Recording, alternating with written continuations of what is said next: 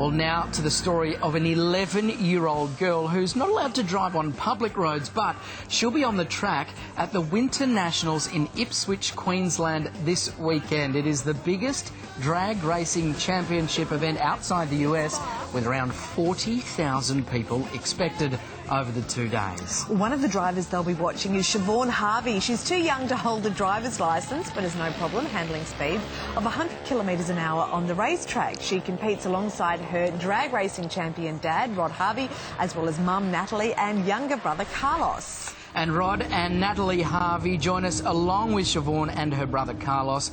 Good morning, guys. Gee whiz, I love this story. Rod, I've got to ask you, do you get a little bit nervous watching Siobhan behind the wheel at 100 k's an hour? Well, she's actually going a little bit faster than 100 k's now. Her USA Junior Dragster's just flying. It's doing like 125, close to 130 kilometres. Wow. She's really good. She's got it under control. You know, she's been racing since she's 7 years old, and Carlos has just started racing as well. I cannot imagine as a parent how terrifying that must be. We know that only Rod and Siobhan can hear us. Natalie and Carlos don't have earpieces, so that's the only reason we're not talking to them. Siobhan, I mean, how does it feel when you're behind the wheel of one of these drag races? It feels great. I love being behind the wheel of a junior dragster. You've got all the safety gear, and it's really, really, really fun. What is it that you like about it? I just like how fast it goes. I don't like going slow. I like going really fast. Well, you've certainly chosen the right career to satisfy that.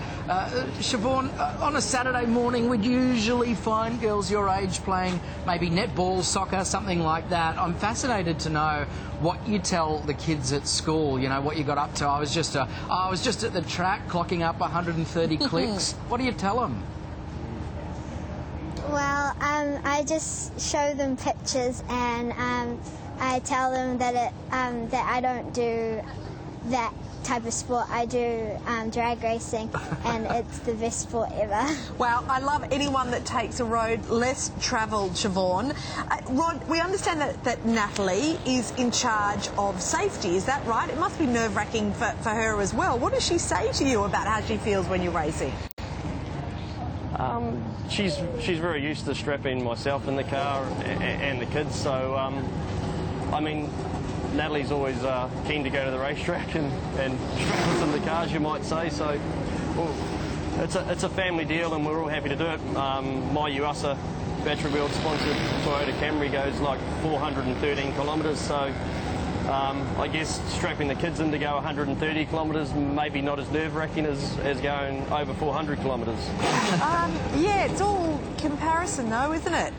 It certainly is. Rod, just really quickly, how did you actually teach Siobhan to drive? Where did that happen? Where did she learn these crucial skills?